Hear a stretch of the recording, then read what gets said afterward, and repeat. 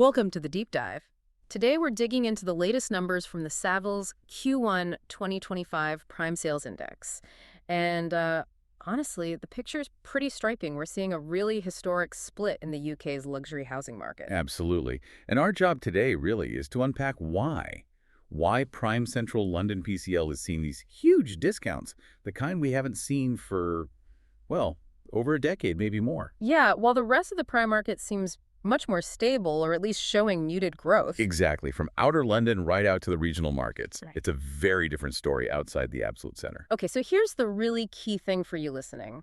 Buyers looking in those super prime central spots right now, they're getting discounts that echo 2009, right after the financial crash. Or even the early 1990s recession. Yeah. Quite something. This isn't just a little market wobble, is it? It feels more like a structural shift. I think that's fair. Let's look at those PCL numbers. Savills shows values fell 2.6% just in the year to March 2025. Okay, 2.6% annual fall. But the context is even more dramatic. The average property there, we're talking about 4.6 million on average, is now actually 21.2% cheaper than it was at its peak back in June 2014. Wow, hold on. 21.2% lower. That's a saving of what, about 1.2 million? Roughly, yes. Yeah. A 1.2 million saving on the average PCL home compared to that peak. So why hasn't that kind of massive discount just caused a buying frenzy? You'd think people would be piling in. Well, because the reasons behind it are very specific. It's policy-driven, really aimed at international money.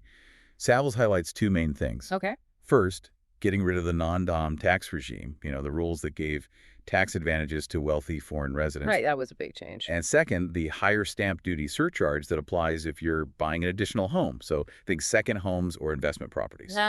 Okay, so those two combined made central London significantly more expensive almost overnight for certain types of buyers. Precisely. For those non-resident international buyers or those buying multiple properties, the market's basically just pricing in that new tax reality. But it's interesting, isn't it? Savills also notes that despite these, well, pretty hefty tax hits, owners aren't exactly panic selling. No, there's a sense that many are still keen to keep a base in London. That stability factor is fascinating. So London's still seen as a safe place to park money, globally speaking. It seems so. That underlying appeal, that resilience, is why the forecast suggests PCL prices will likely bottom out this year, maybe adjust down by about 4% total for 2025. With most of that fall already happened, perhaps. Probably in the first half of the year, yes. They seem to think the market's absorbed the main shock now and expects more stability ahead. Okay, so policy driving massive discounts in the very center. But let's pivot then. What about outside PCL, where things look, well, quite different? Right. Outside the core, it's much more about domestic demand, local factors. So outer prime London OPL, what's the story there? Prices actually held pretty firm in Q1. Annual growth was okay, muted at plus 0.7%, but it's positive. Positive is positive in this climate. Indeed. And it suggests domestic buyers are maybe feeling a bit more confident, perhaps about interest rates steadying. And are there specific hotspots driving even that modest growth? Oh, yes.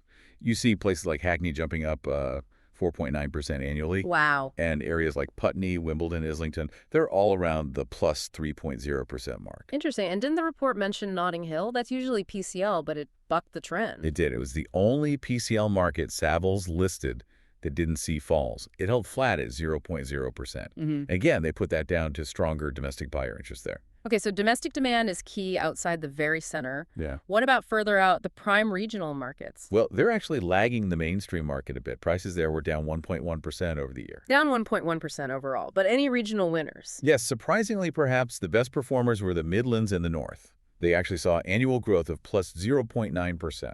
Okay, Midlands and North up slightly, and the losers. The weakest spots were those discretionary coastal markets. Think second homes by the sea. They saw falls of minus 4.6%. Minus 4.6%. Ouch! And that's policy again, isn't it? Directly linked, yes, to that additional 2% stamp duty surcharge for buying second homes. It's clearly hitting the holiday home market hard. So policy impacting both the very top end and the second home market. Exactly. And regionally, what's really driving performance where it is strong seems very localized. Schooling is a huge factor. Interesting. Tell me more. We'll look at places like Tunbridge Wells, Sevenoaks. Lincoln, 3 of the top 5 regional performers, they all have strong state education, often grammar schools. Right. So families prioritizing good schools, maybe state schools, especially if they're worried about potential VAT on private fees. That seems to be the dynamic. Where good state schools are available, or perhaps less expensive private options, demand is holding up. In other areas, that VAT uncertainty is definitely tempering demand. Okay, so let's try and tie this all together for you listening. What's the big picture here? Well, it seems clear that major policy changes, the non-dom abolition, the stamp duty hikes, are creating these almost unprecedented, policy-driven buying opportunities right in the heart of London. Unprecedented discounts in PCL driven by tax? Right. Yeah. But outside that very specific central bubble, the market's performance is much more about local domestic factors. Things Right. like access to good schools or just general sentiment about where interest rates might be heading. So at a real divergence, policy rules in the center, domestic life rules elsewhere. That sums it up pretty well. Okay, so here's a final thought to leave you with.